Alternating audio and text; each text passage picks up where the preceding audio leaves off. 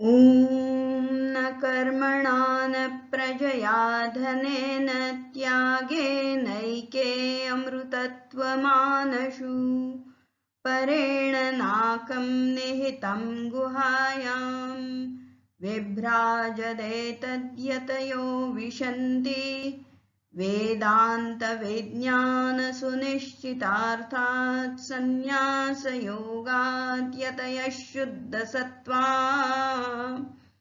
ते ब्रह्मलोकेषु परान्तकाले परामृतात् परिमुच्यन्ति सर्वे धरं विपापं परमेष्मभूतं यत्पुण्डरीकं पुरमद्य सङ्गस्तं तत्रापि धरं गगनं विशोकस्तस्मिन् यदन्तस्तदुपासितव्यम् यो वेदादौ स्वरप्रोक्तो वेदान्ते च प्रतिष्ठितः तस्य प्रकृतिलीनस्य यः परः स महेश्वरः।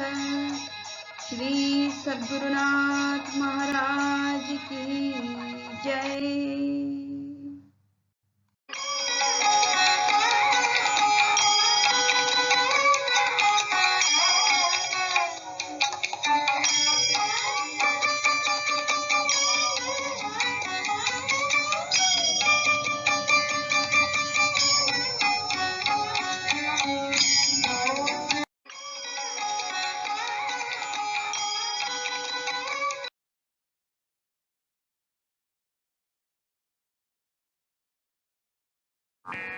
श्रीराम गणेश शारदा चैव सद्गुरु सज्जनस्तथा आराध्य दैवतं गुह्यं सर्वं मे रघुनन्दन। गणेश शारदा सद्गुरु संत सज्जन कुळेश्वरू सर्वहि माझा रघुवीरू सद्गुरु रूपे। माझे आराध्य दैवत परमगुह्य गुह्यातीत गुह्यपणाची मात न चले जेथे। यो जातो मरुदंशजो क्षितितले संबोधयन् सज्जनान् ग्रंथं यो रचयन् सुपुण्यजनकं श्रीदासबोधाभिधम्। यत्कीर्त्या पठनेन सर्वविदुषां स्वान्तापहारी सदा सोऽयं मुक्तिकरक्षितौ विजयते श्रीरामदासो गुरुः। शुकासारिखे पूर्णवैराग्य जाचे वसिष्ठा परिज्ञान योगेश्वराचे कवी वाल्मिका सारिखा मान्य ऐसा नमस्कार माझा सद्गुरु रामदासा। मला वाटते अंतरी त्वा वसावे तुझ्या दासबोधासी त्वा बोधवावे।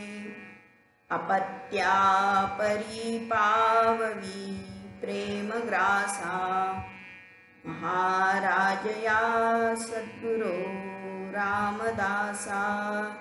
जय जय रघुवीर समर्थ। समस्त जन कल्याणे निरतं करुणामयं नमामि चिन्मयं देवं सद्गुरुं ब्रह्मविद्वरं। हरि ओम। श्रीराम।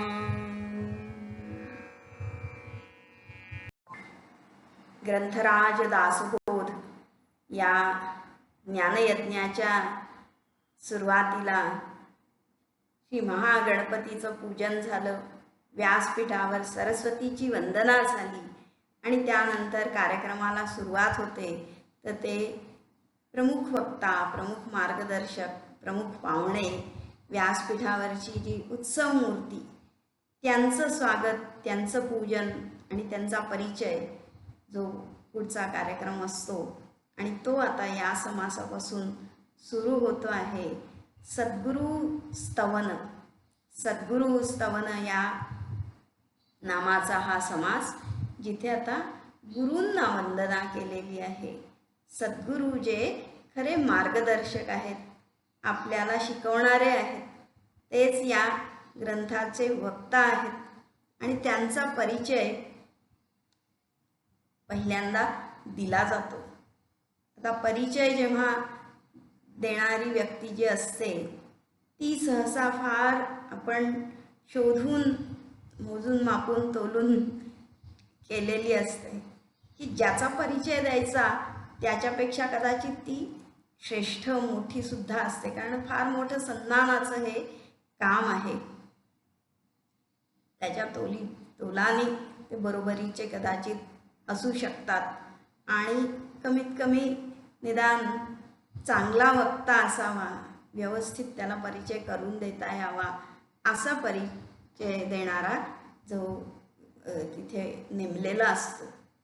आणि मग आता हे सद्गुरूचं स्तवन, परिचय, कोण बरं सद्गुरू आहेत, काय आहे ना, की परिचयामध्ये काय असतं, त्यांचं नाव सांगितलं जातं, त्यांचं शिक्षण सांगितलं जातं, त्यांचा अनुभव सांगितला जातो आणि ते किती महान आहेत, त्यांच्या कार्याची भली मोठी यादी, त्यांच्या गुणांची यादी केली जाते. आणि मग आम्हाला अरे वा, एवढं हे ऐकत आहे, एवढे त्यांच्या डिग्र्या आहेत, असं आहे, मग आम्हाला जास्त त्यांचं ऐकायला पाहिजे हे वाटायला लागतं. आणि मग आता असाच हा परिचय इथे सुरू झालेला आहे. आणि काय बरं करतात, कसं वंदना केली सद्गुरूंना. श्रीराम आता सद्गुरु वर्णवेना, जेथे माया स्पर्शो सकेना, ते स्वरूप मजा ज्ञाना, काय कळे श्रीराम. परिचय देणारा समोर उभा आहे आणि त्यांनी समजा सुरुवातीलाच सांगितलं, मला माहीत नाही कसं यांचं वर्णन करायचं, मला माहीत नाही, मला येत नाही. आम्ही म्हणे अरे काय मूर्ख आहे, एवढी मोठी यादी लिहून दिली होती, तुमचं त्याचे पाहुण्यांचा परिचय हे योग्य तऱ्हेने करतील म्हणून यांना उभं केलं आणि हे काय म्हणतायत, आता सद्गुरू वर्णवेना, आता मी काही सद्गुरूंचं वर्णन करत नाही, आता सद्गुरू मला काही वर्णन करता येत नाही. हा काही परिचय झाला का? आणि स्तवन इथं करायचं आहे तर सुरुवातीला श्री सद्गुरवे नमः, सद्गुरूंना वंदन करतो, काहीतरी वंदना हवी आहे, त्यांचा परिचय हवा आहे. आता सद्गुरू वर्णवेना अशी सुरुवात म्हणजे काय बरं, तोच तर खरा परिचय आहे ना. आता सद्गुरू वर्णवेना या ओवीचं हे चरण म्हणजे सद्गुरूचं स्तवन आहे. हे 3 शब्द म्हणजे सद्गुरूचं वर्णन आहे खरं म्हणजे. आणि हे 3 शब्द म्हणजे त्या हृदयामध्ये ज्या खरा परिचय जो झाला त्या परिचयाची अभिव्यक्ती म्हणजे हे 3 शब्द आहेत. आता सद्गुरू वर्णवेना, काय बरं सद्गुरूंचं वर्णन कसं करता येईल? खूप म्हणजे या 3 शब्दाचं वर्णन करता येत नाहीये खरं म्हणजे. सद्गुरूचं स्तवन, सद्गुरूचं वंदन याच शब्दामध्ये होऊ शकतं. असं काय म्हणजे काय आहे, तेच तर आहे ना सगळं. जेव्हा काय कुठला तरी टुंड्रा प्रदेश भूगोलामध्ये आम्ही शिकतो आणि मग त्या टुंड्रा प्रदेशाचं वर्णन भूगोलाचा पेपर लिहायचा म्हणून सगळं पाठ होतं आमचं. टुंड्रा प्रदेश अमुक अमुक अमुक, या इथं राहतात, या घराची रचना अशी असते, सगळं वर्णन. पण आम्ही कुठं पाहिलेलं आहे आणि ते पाहिलंय आहे असा काही देश, तो विचारही मनात नसतो, पण खाड खाड खाड पोपटपंची सगळं आम्ही ते लिहून काढू शकतो. प्रदेशाची ओळख आम्ही करून दिली, पण मला त्याची ओळख होती का? मला त्याचा गंधही नाही आहे. ते वर्णन म्हणजे ते स्तवन होऊ शकत नाही. एखाद्या व्यक्तीचा परिचय जेव्हा की असं तोंडळं काशणं जे आहे, हां ठीक आहे म्हणून, पण जेव्हा ती वस्तू आपली असते, आंबा गोड आहे आणि काय त्याचे अनेक पदार्थ बनवता येतात आणि तो फार चविष्ट असतो, छान भरपूर वर्णन केलं, पण जेव्हा तो आंबा आम्ही चाखतो, ते जे वर्णन आहे त्या ठिकाणी जे झालेलं आहे ते वर्णन करता येतं का? जेव्हा म्हणजे आपल्याकडे आपल्या संस्कृतीमध्ये अशी परंपरा आहे की पती किंवा पत्नी ते एकमेकांचं नाव घेत नाहीत. इकडची स्वारी आली, यांना आज असं झालं वगैरे, तर ते हिला सांगतो, तर ते नावसुद्धा घेत नाहीत. मग याचा अर्थ काय आहे बरं? आता सद्गुरू वर्णवेना, आत्यंतिक प्रेम जेव्हा असतं, आपलं पण जितकं अधिक असतं, तिथे त्या व्यक्तीचं नावसुद्धा आपण उच्चारू शकत नाही. ही अवस्था आहे खरं म्हणजे. सहजपणे जिथे अतिशय सन्मान आहे, आत्यंतिक प्रेम आहे, आत्यंतिक समर्पण आहे, त्या व्यक्तीचं नाव घेणं पण म्हणजे कमी वाटतं, त्या स्थूलपणाच्या स्थूल स्तरावर येण्यासारखं वाटतं. म्हणून मोठे मोठे गायक वगैरे जे कलाकार असतात, ते त्या गुरूंचं समजा काही संदर्भ आला किंवा सांगायची वेळ आली तर ते पहिलं कानाला हात लावतात, माझे सद्गुरू, आणि असं की त्यांचं नाव घेणं म्हणजे पण फार मोठा त्यांचा अपमान आहे, इतकं मोठं त्यांचं पद आहे. मग आता त्या सद्गुरूंचं वर्णन कसं करायचं? आता सद्गुरू वर्णवेना म्हटलंय, असं म्हणतात. आता श्रीकृष्ण चरित्र म्हटलं की राधेशिवाय होऊ शकत नाही. राधा म्हणजेच श्रीकृष्णाचं चरित्र मध्ये फार मोठी हे आहे. पण भागवतामध्ये, भागवत म्हणजे श्रीकृष्णाचं चरित्र आहे, पण तिथे राधा एकदाही आलेली नाही आहे. राधेचं नाव सुद्धा आलेला नाही, उल्लेखच नाही आहे राधा नावाचा. मग आता एवढं मोठं चरित्र आणि आम्ही राधा शिवाय कृष्णाचं चरित्र होऊ शकत नाही, पण जे मुख्य चरित्र आहे त्याच्यातच राधेचा उल्लेख नाही म्हणजे काय? असं म्हणतात की शुकदेव महाराज जे आहे ते, शुकदेव म्हणले की त्या राधेचं नाव घेतलं तर ते समाधीमध्ये जायचे. मग आता त्या समाधीमध्ये गेल्यावर वर्णन किंवा हे जे प्रवचन जे आहे, निरूपण कसं करू शकणार बरं? द्वैतामध्ये असेल तरच हे बोलणं होत असतं ना. जे शब्द, जे नाम, ज्याचं वर्णन आम्हाला त्या अद्वैतामध्ये घेऊन जातो, त्याचं वर्णन कसं करता येणार? सद्गुरूची आठवण झाल्याबरोबरच आम्ही त्या अद्वैतामध्ये जातो, समाधी स्थितीमध्ये जातो, तेव्हा त्याचं वर्णन कसं करता येणार? तो उत्कट भाव जेव्हा असा येतो, गळा दाटून येतो, शब्द मुखातून बाहेर पडत नाहीत, असे जेव्हा, तर तिथे कसं वर्णन करता येणार बरं? आता सद्गुरू वर्णवेना, आत्यंतिक प्रेम, अहैतुक भक्ती, अनपायन असं जी भक्ती अशी आहे, तिथं त्या शब्दांना काही किंमत राहत नाही, तिथे शब्द अपुरे पडतात. ते वर्णन कसं करता येईल तिथे? म्हणून तर की आता सद्गुरू वर्णवेना या शब्दांनीच त्यांचं वर्णन होऊ शकतं. असं काय मोठं इतकं वाटतं ना, पण ज्यांनी अनुभव घेतला, ज्यांना ही प्रचिती आलेली आहे, ते नक्कीच म्हणतील की हो अगदी बरोबर आहे हे सगळं.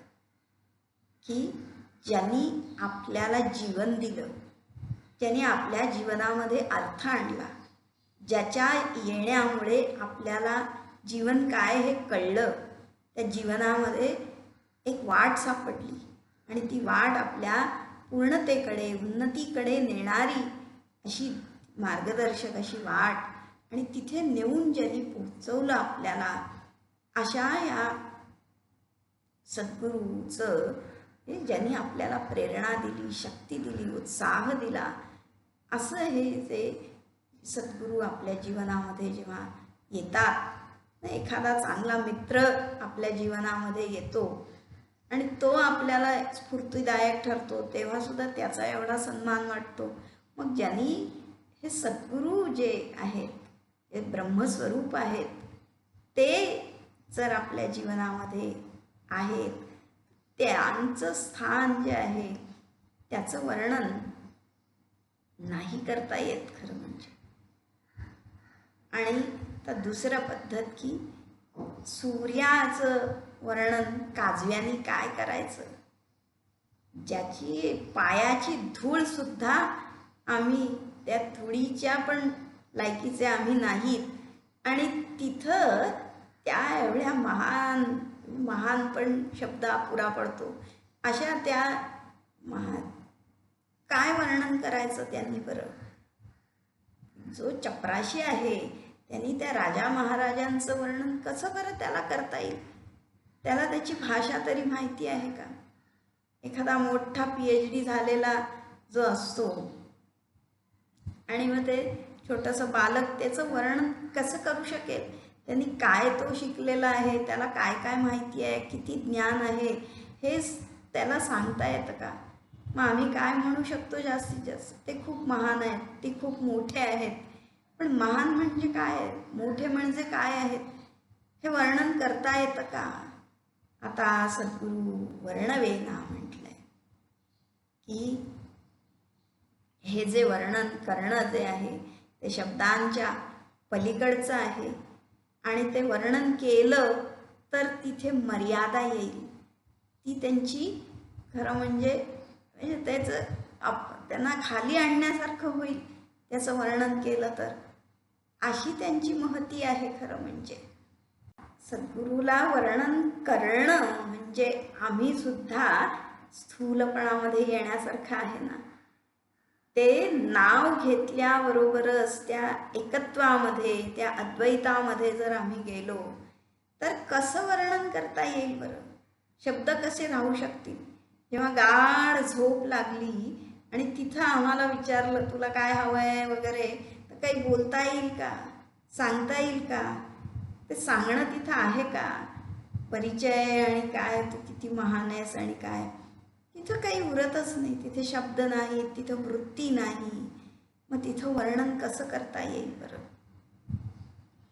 मग जेव्हा सद्गुरूचं स्तवन जे आहे ते स्तवन म्हणजे त्या सद्गुरूंनी जे स्थान दिलं त्या स्थानामध्येच ते स्थित झालेले आहेत, आणि मग तिथं ती आत्मस्थिती आहे. आणि त्या आत्मस्थितीमध्ये गेल्यानंतर बोलणं कुठे उरलं? मग वर्णन कसं करता येणार बरं? ती जी समाधीची अवस्था जी आहे, जिथे वर्णन नाही, जिथे वर्णन करायला विषयही उरला नाही आणि वर्णन करायला तो वक्ताही उरला नाही, असं ते त्रिपुटी रहित अद्वैत असं जे स्थान, ते म्हणजे सद्गुरूचं वर्णन आहे. ते म्हणजे त्या शिष्याचं जो उत्कट असा सद्गुरूविषयीचा भाव आहे. आता सद्गुरू वर्णवेना.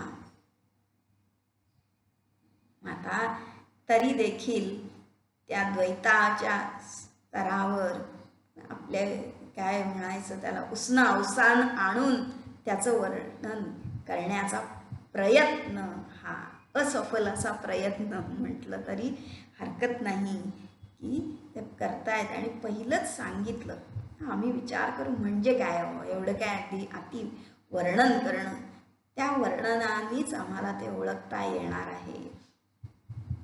जेथे माया स्पर्शो शक्येना म्हटलंय की समजा आम्ही त्या शब्दामध्ये सांगण्याचा प्रयत्न केला तर तिथे सांगणं आलं, बोलणं आलं, म्हणजे मग तिथं द्वैत आलं ना.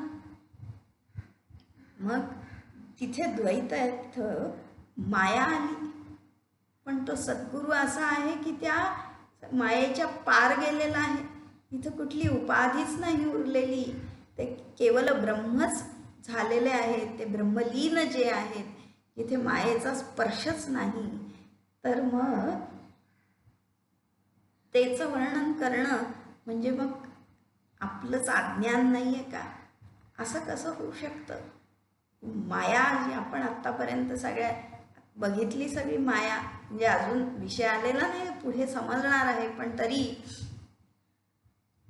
की जसं की इंद्रिय आहेत आपली, तर इंद्रिय आहेत म्हणून आम्हाला सगळं हे द्वैत आहे. नाक आहे म्हणून आम्हाला तो सुगंध, दुर्गंध, किंवा त्या जीभ आहे म्हणून जीभच आम्हाला ते तिखट आहे, आंबट आहे, खारट आहे, गोड आहे म्हणून हे सगळं द्वैताचं, अनेकत्वाचा अनुभव जो आहे त्या इंद्रियांच्या स्तरावर, उपाधीच्या स्तरावरच इथे येत असतो. आणि मग त्याचं अनुभव जो सुख दुःख जे आम्हाला वाटत असतं.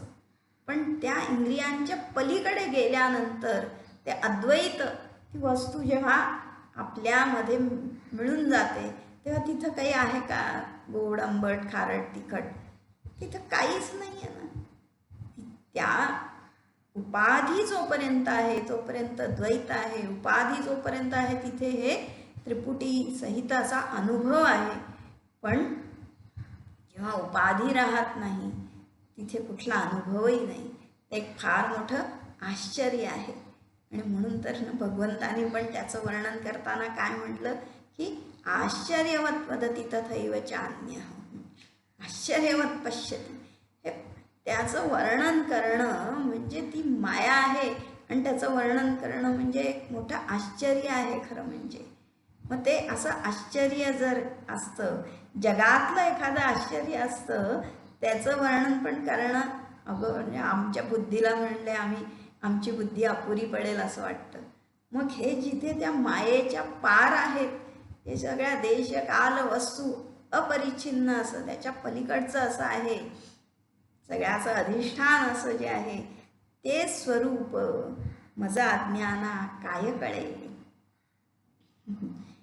त्या समजा ती काय छोटीशी टिटवी एवढंच, आणि ती त्याच्या चोचीनी त्या समुद्र गिळून टाकायचा प्रयत्न जर करायला लागली, तर म्हणले मी समुद्र पिऊन टाकेन.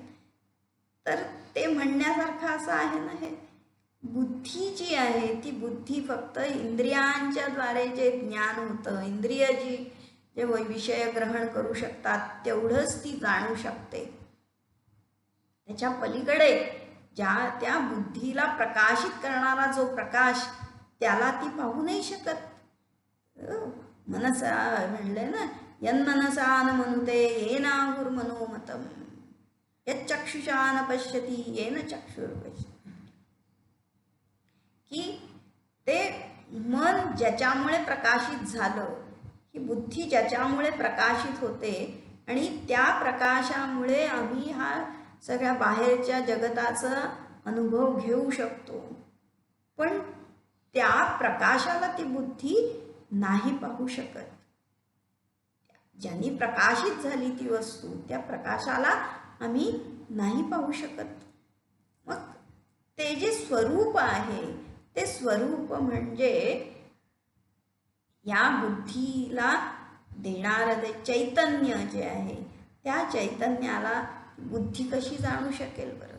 उपाधी कशी त्याला जाणू शकेल? उपाधी तर जड आहे. मग मज अज्ञाना, या देहस्तरावर जर आपण असू, देहाला मी मानून तो जीव जो आहे तो त्या शिवाचं, तो जीव जो आहे त्या ब्रह्माचं वर्णन कसं करू शकेल? कारण तो जाणू शकत नाही त्याला. जोपर्यंत आम्ही त्या घराच्या आतमध्ये आहोत तोपर्यंत त्या भिंतीच्या पलीकडे असलेलं ते मोठं जग आम्ही पाहिलेलं नाही, ते आपल्याला दिसलेलं नाही, आपल्याला जाणलेलं नाही आपण. तर ते कसं आपण त्याचं वर्णन करू शकू? काय म्हणून करू शकू आपण? समद अज्ञाना काय कळे. एकतर ही सत्य जी परिस्थिती आहे की ते ब्रह्म जे आहे ते शब्दांच्या पलीकडचं आहे, अवर्णनीय असं आहे, ते सगळ्याच्या पलीकडचं आहे, अद्वैत आहे. इथं वर्णन करणारा कोणी नाही. आणि दुसरं म्हणजे आत्यंतिक भक्ती, समर्पण, विनय जो आहे की सद्गुरूचं जी मूल्य ज्याच्यामुळे आपलं जीवन अनमोल असं झालं हे आपल्याला कळलं.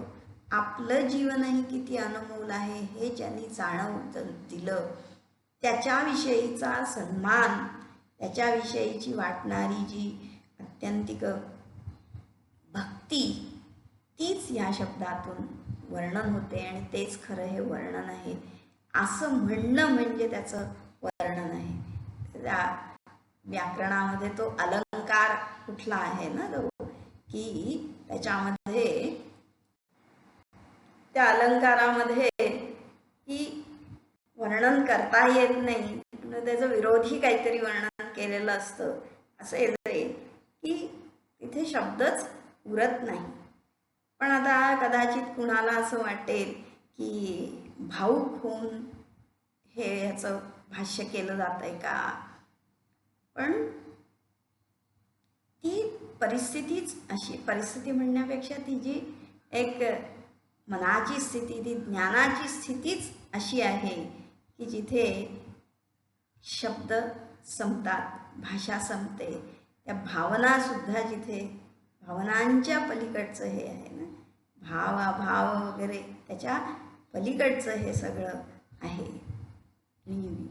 तसंच तर वर्णन आहे खरं म्हणजे की सद्गुरू म्हणजे एक व्यक्ती नाही, सद्गुरू म्हणजे कोणी एक अमुक एक व्यक्तिमत्व नाही, तर ते एक तत्व आहे, ते सत्य आहे, जे या सगळ्या जगताचं अधिष्ठान आहे. व्यक्तिमात्र स्वरूप जे आहे, जे ज्ञान, शुद्ध ज्ञान म्हणजे ते सद्गुरू आहे. ते जे ज्ञान ते सर्व व्यापक असं जे आहे, सगळीकडे ते ज्ञान आहे. आणि ते निर्गुण, निराकार, सर्व व्याप्त असं ते आहे. त्याला आम्ही आकारामध्ये घेऊन कसं मोजू शकतो. म्हणून तेच खरं वर्णन आहे. तोच पुढे तेच वर्णन पुढे करतात समर्थ. नकळे नकळे नेती नेती ऐसे बोलतसे श्रुती, तेथे मज मूर्खाची मती पवाडेल कोठे श्रीराम. तेथे मज मूर्खाची मती पवाडेल कोठे. अहो, त्या सद्गुरूंचं वर्णन करणं म्हणजे मूर्खपणा आहे, सरळ सरळ आहे.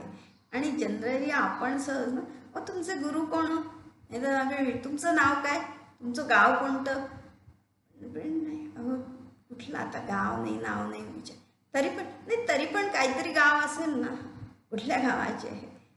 तर आम्ही जर या स्तरावर विचारायला गेलो आणि या स्तरावर आम्ही जर त्या सद्गुरूंची पण आम्ही मोजमापणी करायला गेलो तर मूर्खता आहे खरं म्हणजे. कारण ते काय म्हणलं की खरं वर्णन जे आहे तेच हे वर्णन आहे की त्यांचं वर्णन करता येणार नाही. कारण नकळे नकळे नेती नेती ऐसे बोलतसे श्रुती म्हटले. तर तुम्ही जर म्हणताय ते ब्रह्म आहे, मग ते ब्रह्म म्हणजे काय आहे, कसं आहे. विज्ञान पण म्हणतं ना की आम्हाला दाखवा तर आम्ही विश्वास ठेवू असं म्हटलं. पण ती अशी दाखवण्याची वस्तू नाही आहे, ती अशी इंद्रियांनी जाणणारी वस्तू नाही आहे. अगोचर जे आहे, ज्याचं वर्णन वेदसुद्धा करू शकले नाहीत. वेदांनी पण त्याचं वर्णन काय केलं, म्हणजे ते जाणणारं नाही आहे. नाहम मन्ये सुवेदेती नो न वेदेती वेदचे म्हटले. ते नाही सांगतायत मला, मी समजलं असं मला म्हणता येत नाही, नाही समजलं असंही म्हणता येत नाही. नैती हे नाही, हे नाही, हे नाही, हे नाही, कुठल्याच प्रकारचं ते असं नाही आहे म्हणले. ते जे आम्ही पाहतो आहोत, इदम इदम इदम इदम सगळं आहे, ते जे इदम आहे ते माझ्याहून भिन्न आहे. त्यामुळे ते नाही, ते नाही, ते नाही, कारण ते जे दाखवणार आहे तो त्याहून भिन्न आहे. तो मी अहम आहे. तो अहम हा त्या इदमपेक्षा वेगळा आहे. त्या अहमकडे कोणी बघतच नाहीये, तो कळणार नाही. आणि तिथे जेव्हा आम्ही बघितलं, त्या अहमला बघितलं, त्या आत्मस्वरूपाला बघितलं, तेव्हा तो मी उरलाच नाही तिथे, तो पाहणारा तिथे उरला नाही. मग कोण वर्णन करणार?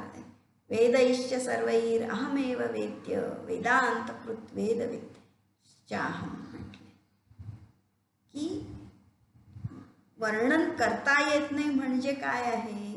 तर एक तर आहे की उपाधींच्या माध्यमातून जे होतं ते सगळं जे आहे ते केवळ भास आहे.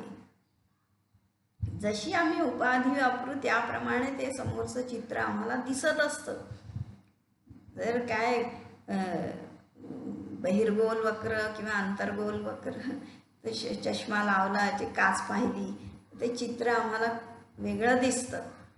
उपाधी काढल्यानंतर डोळ्याची उपाधी आहे ही, म्हणून आम्हाला काहीतरी ते दिसतं आहे, दिसणं आहे, पाहणं आहे तिथे.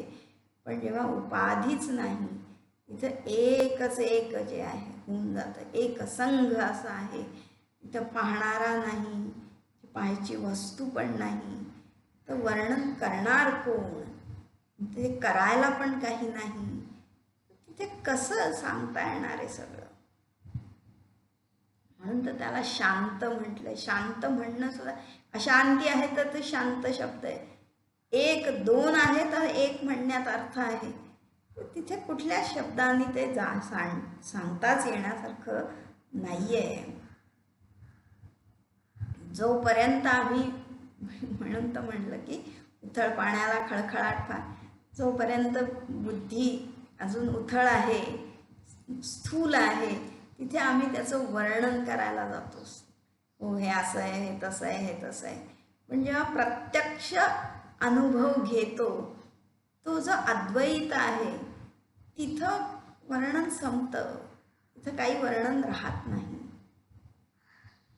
मग तो सद्गुरू जो आहे तो ते अद्वैत जे आहे तिथेच पोचलेला आहे. त्याचं वर्णन वेदांनी ते निर्देशित केलं. आणि कसं निर्देशित केलं?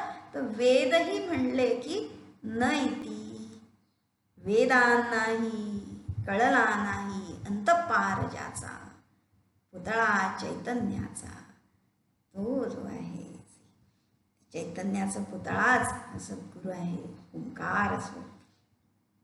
ते कळणारं नाहीये. म्हणजे कळणारं नाहीये, ते आम्ही जर शब्दात मांडण्याचा प्रयत्न केला तर मूर्ख नाही का? तेथे मज मूर्खाची मती पवाडेल कोठे म्हणले. आणि ही मती जी आहे ती मूर्ख आहे खरं म्हणजे. कारण ती मती म्हणजे काय आहे? हे जड आहे ना, बुद्धी ही जड आहे. ती बुद्धी जड आहे. ती जड जी आहे ती मूढता जी आहे, जे जे निर्गुण निराकार आहे त्याला ती आकार देते. जेव्हा उपाधी येते, मध्ये काहीतरी येतं, तेव्हा त्याला आकार येतो. पाणी अगदी शांत असतं, पण जेव्हा वाऱ्याची झुळूक येते तेव्हा मग तिथे लाटेचा आकार येतो, तिथे काहीतरी स्फुरण होतं. मायाचा स्पर्श जो जिथे झाला तिथे हे नामरूपाचं जगत आलं, मग तिथे अनुभव आला. पण जिथे मायेचा स्पर्शच नाही, जिथे मायेचं स्फुरण नाही, तिथे अनुभव तरी कुठला येणार आहे? मग ही जी जिथे अनुभव आहे तिथं मूढता आहे, मोह आहे. हे सत्य आम्ही जाणत नाही. आणि मग ते तिथे दुसरा काहीतरी अध्यारोप होतो, आणि तो अध्यारोपच आम्ही पाहतो आहोत. त्या अध्यारोपाचं वर्णन होईल तिथे, ते असे आहेत, ते तसे आहेत म्हणणं. म्हणून तर वेदांनी काय म्हणलं की नाही, ते नाही, ते नाही, ते नाही म्हटले. सद्गुरू, परमेश्वर किंवा हे वेदशास्त्र, ब्रह्म याचं वर्णन करणं म्हणजे अजून ती मूर्खता आहे, स्थूलता आहे. आणि हे ज्याला कळलं तोच खरं हे सद्गुरूचं वर्णन करू शकतो. आणि तेच हे वर्णन होत आहे, हेच खरं वर्णन आहे. सद्गुरुनाथ महाराज की जय. जय जय रघुवीर समर्थ.